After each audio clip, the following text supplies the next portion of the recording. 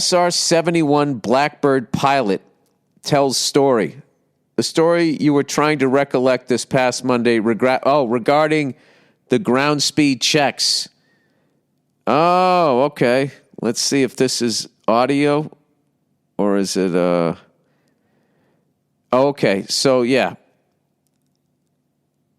Okay, center, Aspen 20. You got a ground speed radar for us? There was a pause longer than normal. Aspen, I show 1,942 knots. No further inquiries were heard on that frequency. Okay. All right, can I read all of this? Okay, so basically what happened is I guess there was some guys flying around and somebody goes to do an altitude check, which I guess is like a big dick thing in aviation, that if you're flying the highest, you got the biggest balls. Typical dumb guy, right?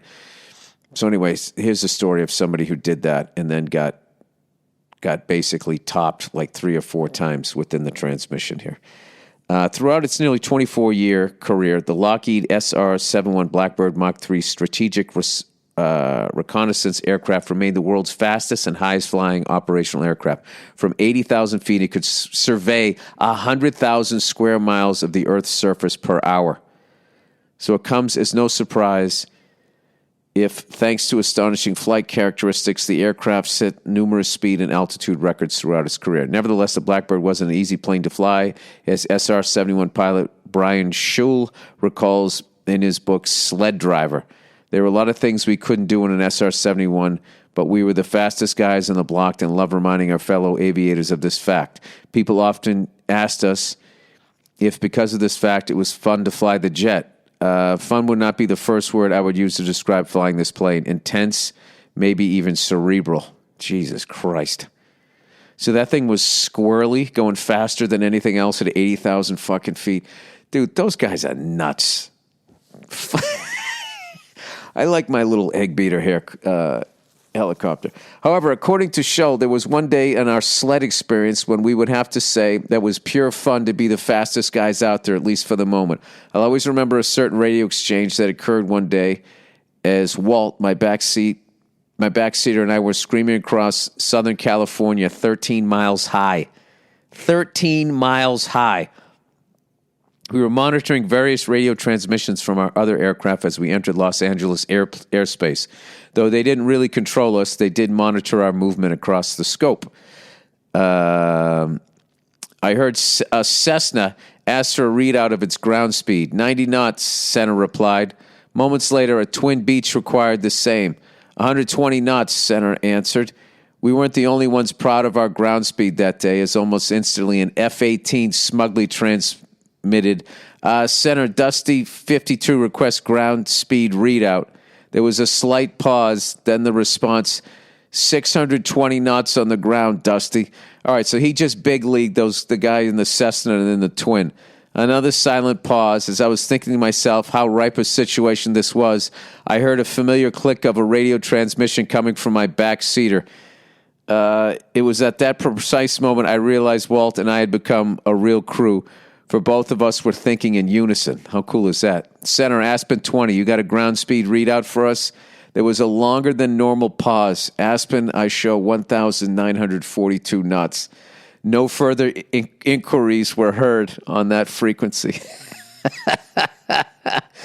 That's fucking awesome. Oh, men. That's how we break balls. All right, Dictator idea. Oh, I had a good one the other day. I can't remember it. Oh, it was just a simple one. God damn it. I'll have to start writing them down. Hey, William the Dictator, long-time listener, first-time writer. Yes, I've been asking my listeners, me and the voices in my head have been asking the listeners, if you were a dictator, what would be something that you would implement? Okay, so hypothetically, I've just become leader. This is this guy here, of... Guess let's go with America. And I've got total control. All right, you're the dictator of America. Wonderful. First things first, free health care and education for everyone. Not because I give a shit, but I have no use for broken, dead, stupid people. All housing, food needs are provided for you. All this should foster goodwill between me and the people. Then I remove the economy. Money will no longer be necessary. All right. Well, how do you keep the military and all these other guys at bay who want their money?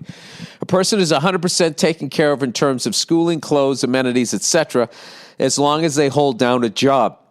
Doesn't matter what it is, you do a job. You got to keep existing. All right, well, then how do you keep people from fucking taking easy jobs? You know what I mean? Like, hey, I'll push a broom. I'm not going to become a brain surgeon. Why do I want to dedicate all of that if I could just push a broom and be taken care of? Don't mean to poke holes. Let me read the rest of this. I make sure I have enough people work infrastructure jobs to keep things running smoothly. Entertainment will still be a big industry and people will still have weekends to blow off steam. After all, I want a happy population because people work harder, and if they don't, well, I always like Carlin's bit about bringing back crucifixion. Oh, Jesus, you crucify him. Crime will only have two punishments, capital punishment or life in the slave pens. Weed will be legal. I turn the focus of this country from corporate consumerism to scientific research. Every available extra resource will be devoted towards the development of every scientific area, with the ultimate goals being eternal life. For me, infinite energy, as close as one can get, complete command over our DNA, able to make superhuman gene warriors, highly intelligent human computers, etc., faster than light travel, and contact with whatever the fuck we find there in the void of space. These are just sort of the big points I'd hit after becoming the dictator of America. Thanks for all the laughs, chuckles, and go fuck yourself. Wow, man, you got a plan here, man. I think you would have to be a world dictator to make that work. If you're going to eliminate money and all of that, I don't know how you're going to do that and still coexist with the rest of the world, because we owe them money. It's just like, well, we got rid of money, man. We don't have any anymore. World's best dictator. Hey there, sagging red baggins. My first action as a dictator would be make the world a better place, and goes as follows. I would create a health status-based tax and payroll system. Your base income tax percent will reflect your body fat percentage. Wait, that was over my head. I would create a health status-based tax and payroll system. Your base income tax percent will reflect your body fat percentage. All right. For safety and to maintain revenue, the best score would be 10%. Maintaining 10% for many years will result in a better retirement package. I imagine the revenue would shrink up, but so will the medical tax burden of this fat-ass nation. The amount of pay you earn would be based on an algorithm governed by a semi-annual blood test and a physical fitness test. Halt all plastic surgeries unless life-threatening for 10 years. Then tell everyone I'm revamping the plastic surgery industry for improvements. But everyone would have to prepay their requests for the 10 years. After the 10 years are up and the money is collected, I would tell all the vanity-based surgery requests to fuck off. Oh, you double-cross them. How are you going to stay on your fucking king's chair with all those guys coming at you with their scalpels? Then I would take all the money and give free surgeries to people suffering from deformities at birth or innocent accidental deformities. Any serious criminals found guilty via hard evidence, such as rapists, killers, filthy banker cunts, or corrupt government officials, would be sent to a top secret prison. But that would be what the masses think. What would really happen is they get taken to the Great Pacific Garbage Patch where they get injected with Ebola and AIDS and left stranded to die of sunburn and dehydration. Jesus. I'd also make you fly us around to various cigar plantations. Thank you for what you do, and thank you to all the comedians. I know Nia is busy being a mother, but we do miss her on the podcast. Well, look at that. You got her in the early part of this. Take care, oh great freckled cunt. That's an interesting one. You're going hard there.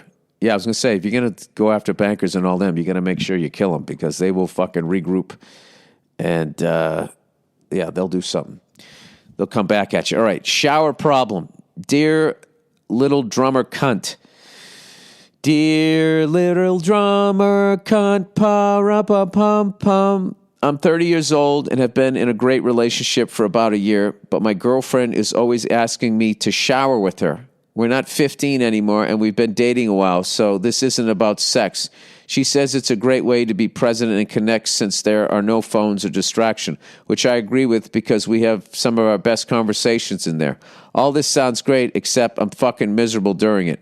We just have a normal shower, one shower head, so when she's soaking up the hot water for most of the shower, I'm sitting there freezing my ass off with soap in my eyes. When I do get my 10 seconds of water, I feel like I'm walking a tightrope, squeezing by her in the small-ass tub. Should I be a man and suck it up or bring it up and ask for more time in the water? By the way, your painter rants from last summer still crack me up every time I think about it. Love the podcast and wish you and your family the best for 2022. I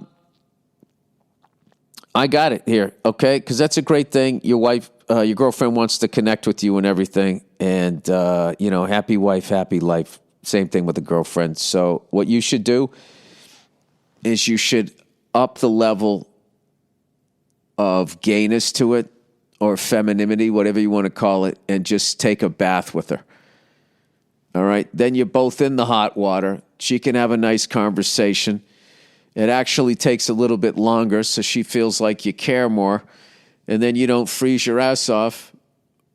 And you can just sit there doing, active listening. Oh, that's amazing.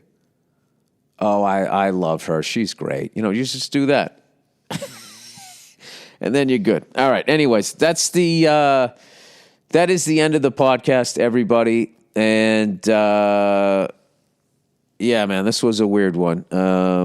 Once again, I can't believe Bob is gone. And if you guys didn't know him, go read all the tributes. And the world would be a better place if everybody tried to be more like the great Bob Saget was. That is it. I will talk to you guys on Thursday. Okay.